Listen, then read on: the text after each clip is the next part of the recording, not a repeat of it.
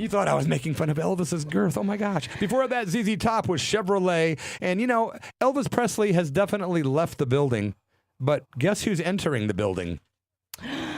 I'm going to go out on a limb and say Reverend Norb. I think you're right. Reverend Norb, are you there? Indeed I am. I'm just here, and I'm a hunk of burning low, I tell you. From Green Bay, Wisconsin, you're listening to a phone chat with a legend who has, he was the singer for Boris the Sprinkler and the Onions. He also was the proprietor of 16 fanzine, my very favorite fanzine of all time. And he had a great column in Maxim Rock and Roll International magazine for years. So, Reverend Norb, thanks for making the time. Thanks for letting me in the building, at least metaphorically speaking. It is my pleasure to be here wherever the heck it is I am. We never know exactly where we are, but it's great that we're here together. I must concur. I must concur. The unity in the building is almost palpable. Absolutely. We try to just, be here now since the past doesn't exist and the future doesn't either. Yeah, and by the way, thanks for the interview. It's been great to talk to you. All right. Thank God for small favors. It's like the shortest interview ever, man. No, literally the shortest interview I did was the singer for the jam band Mo. I did a 2-minute interview with the guy. That was it one time and let him go. He was. Well, you could interview some people that are like so stupid it would take them, 2.5 minutes to do a 30-second interview. But anyway, never mind that. So, I hear that you're not really singing for a band right now. What is your next move in the punk rock and roll world? I have yet to actually figure out what my next move is. I'm in between engagements, so to speak. The Onions broke up sometime last year, and my old band, Boris the Sprinkler, have been getting together for annual reunion shows. And in point of fact, we have a show on Friday. We're playing with Mudhoney, of all people. We're playing with Mudhoney in Green Bay, Wisconsin. That's going to be our show for the year. And after that, I don't know what the heck I'm going to do. I'm going to have to do something because, by golly, idle hands are the devil's workshop, and we hate to have the devil at work in his shop. I have to agree with everything you just said. I have to, too, because I said it, and I must stand by my word. That's right. It's funny that you guys are opening for Mudhoney. I actually ran into Mark Arm from Mudhoney in CBGB's in New York City once, and I said, hey, can I have your autograph? And he started laughing. I said, I just met Jackie Gleason and got his, and he's like, I'm no Jackie Gleason. But he gave me his autograph. Goodness, you met Jackie. Did you meet Jackie Gleason in New York? Was he driving a bus? Well, actually, I kind of fudged. I did get the autograph from Jackie Gleason, but it was through the mail. I just gotten it like a day before kind of thing. Do you remember the Bicentennial Minute? You were out in 1976 watching TV, and Jackie Gleason was the host of the Bicentennial Minute. Wow, I don't think so. I think I was probably 10 years old at the time. See, it was one of those bicentennial things. So in the lead up to the bicentennial, Jackie Gleason would come on CBS or whatever it was between shows, and he would talk for a minute about what happened 200 years ago that day that was leading up to the glorious marketing event that was the Revolutionary War. Okay, I'll have to check out YouTube too to see what I've missed. You didn't really miss a heck of a lot, but somehow the Bicentennial Minute has been etched in all of our DNA for those of us old enough to remember the Bicentennial. Right? Hey, man, somebody, Brother Rick up in Kenosha, Wisconsin, he didn't elaborate, but he said that he had heard a funny story regarding you and the now deceased famous Beautiful Bert, punk rock singer. Do you remember Beautiful Bert? Was there some weird story between you guys or no? I don't remember any particularly weird story, but I do remember Beautiful Bert from such band as Beautiful Bert and the Luscious Ones and Beautiful Bert and the Crotch Crickets. I can't remember any specific stories, but, there were lots of halcyon things that happened. And anytime you're involved in a story with somebody from Kenosha, Wisconsin, it is probably pretty wacky. So I'm imagining there is a story there. Oh, my gosh. That is the understatement of the century. Recently, I had the opportunity to go to Kenosha, and God bless them. I love them all. But I was just not up for the trip. I opted to stay back in Illinois and visit some family, and I know what you're saying about Kenosha. We love them, but boy, they like to party. Man, you better have your sleep in and your whatever on, because it's happening in Kenosha. I think once the AMC went out of business and they stopped making cars in Kenosha, that wacky energy that caused them to produce the AMC Matador and the AMC Gremlin and all that stuff, it had nowhere to go. So it just funneled its way into the psyches of the individuals, and it's still sort of working its way out of their system in unforetold ways. Well, that certainly sounds possible. All right, then. Good. I'm glad it's within the reasonable possibility. You know, one of the things that I always thought was cool about Boris the Sprinkler was you guys, I believe it was 1998, you put out an album called End of the Century, which was the name of the Ramones album of the, same title, but you covered every single song. So you basically re-recorded the entire Ramones End of the Century album. That is so genius. Well, it wasn't really our idea, but I'm going to take credit for it anyway. But there was a label out of Texas. They were originally called. They were called Clearview eventually, and then they changed their name to something, and I can't remember what it is. But whatever, they put out Screeching Weasel did the first Ramones album. They played it start to finish, and the Vindictives did Leave Home, the second Ramones album, and they mangled that one up. And the Queers did Rocket to Russia, and then they approached us to do Road to Ruin, and then somehow we had a hard time with Road to Ruin. We did End of the Century instead of the Mr. T Experience did Road to Ruin. But there's this whole series of albums like that. So it wasn't really my idea, but it was our idea to wear wigs on the cover and look like a bunch of dopey Ramones in color-coded T-shirts. And I just want to point out that we recorded End of the Century for, I believe, $99,550 less than the Ramones recorded theirs. That's awesome. Also, I see on reading online, which I don't believe everything I read, obviously.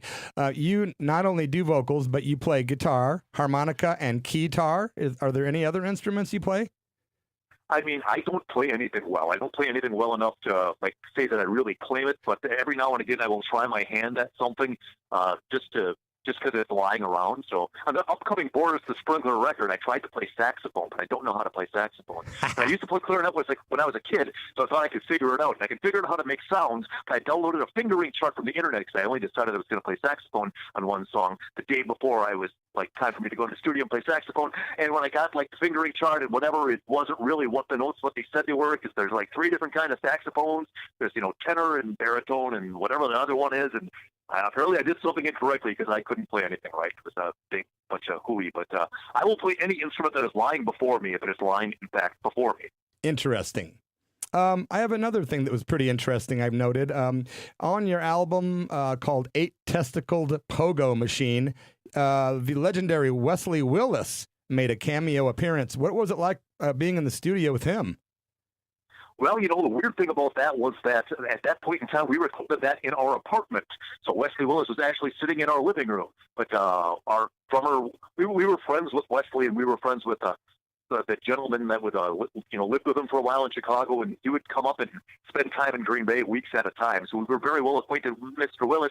He stayed at our house, stayed on the couch, drew the apartment, whatever. So he was sort of a semi-regular on the Green Bay scene for quite a while. Interesting. I didn't know that. There was never a dull moment. There is never a dull moment with Wesley around. Anything in particular that you remember? Any stories that come to mind, or no? Well, we were driving south on I-43, or maybe it was I-94. I don't know. We were going to a show in Chicago or something like that. And Wesley was in the passenger seat in the van, and our drummer at the time, Ron, was in the driver's seat. And you're familiar with the I-94 corridor between Milwaukee and Chicago. Oh yeah, definitely. So Ron's like, "Hey Wesley, can you adjust my rearview mirror for me?" And Wesley goes, "Yeah." Grabs the mirror, gives it a twist. The mirror snaps off in Wesley's hand. He looks at it confusedly for a second and throws it onto the highway behind him. And that was Wesley's, mode of, adjusting the mirror, the rearview mirror. Wow. You're like, uh-oh. And wow. I think that was also the one where we made him pee in a Gatorade bottle or something, which also became pretty ridiculous as he began to throw it uncapped out the window and he had the other windows of the van open. Well, anyway, the Wesley mirth just went and, it just went on and went on. Yeah, I've been on the road many times, and it's just so annoying when people have to go to the bathroom. It's like you're going to go in a jar, or you're not going at all, or you're going to go in your pants. So you got to do what you got to do. You notice I'm just kind of staying out of this conversation. Hey, I did notice that. What's wrong with you? I don't pee in jars, and I don't. No. Well, what's you say you don't know what's happening in the future. Can I ask you this? Do you do a normal job for a living? What do you do to get by in this material world of misery? I am currently by trade an ink technician. I work in printing. I work with the inks in a printing plate that makes labels for speed stick deodorant and ocean spray, cranberry juice, and all that crap. And I'm in charge of the inks on night shift. Oh, nice. Well, at least it's something different. Yeah, I mean, I don't know. I did a number of things before that. Prior to that, my job was I designed video games. Nothing famous, or I wouldn't be working as an ink technician at this point in time. And I worked in print, so whatever. You gotta do what you gotta do. Where does your I often, because we are a music show predominantly, so we usually interview musicians, and I often ask them towards the end of an interview if they could go back, say, however many years to their childhood, and you could be anything you wanted to be. Like, where does your love lie? What would that be? What career would you choose? And if I could just pick something out of the sky, and I'm saying, by golly, I'm going to focus on that, and I'm going to do that, and that's what I'm going to do, and that's just the way it's going to happen for me. I guess I would be a comic book artist. I would draw comic books, and I would be super great at it, and I'd make a lot of money. That's a great usually answer. Comic book artists don't make a lot of money, but whatever. That's what I wanted to do until I was about 13, and I discovered punk rock, and all I wanted to do with my life was be in punk bands, and that's all I've done with my life is be in punk bands. Well, you've been a living cartoon character at least. Exactly. So there's that. Reverend Norb, thank you so much for taking the time to appear on our show. We really appreciate talking to you, man.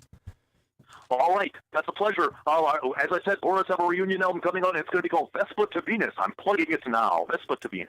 One more thing. Thank you so much. And back in the mid-'90s when the Sex Pistols did the reunion tour and they played in Wisconsin at the Rave, I think, me and several members of 1096 and Beautiful Bert were amongst some of the opening acts at the Sex Pistols reunion show. And you, I believe in Maximum Rock and Roll, actually gave me a great review saying it was the best thing about the Budweiser sponsored event. So thanks so much. It wasn't Budweiser, though. It was Miller Genuine Draft. Miller Genuine Draft support. Miller Genuine Draft presents the Sex Pistols. Because I called to get tickets, and I know, do you have tickets for the Sex Pistols at the Rave? I called, Ticketmaster or whatever. She said, no, I don't see anything like that. I don't see anything like that. I'm like, come on, look it up. It's a thing. I saw the ad in the paper. And she said, do you mean Miller Genuine Draft presents the Sex Pistols? Like, yeah, that's the one. Well, man, I'll always remember that. And we're going to roll into your song by Boris the Sprinkler from 1999 from the Suck album. The tune is called My Radio is Telling Me to Kill the Guys on My Radio. It is Boris the Sprinkler with Reverend Norb on the vocals. And thank you so much. And I hope this song excludes us guys on the radio. I can't hear you from where I am, so I think you're safe. All right, thanks a lot, and toodaloo. Toodaloo, cheers. Here at KSKQ in the Church of Rock with Boris the Sprinkler.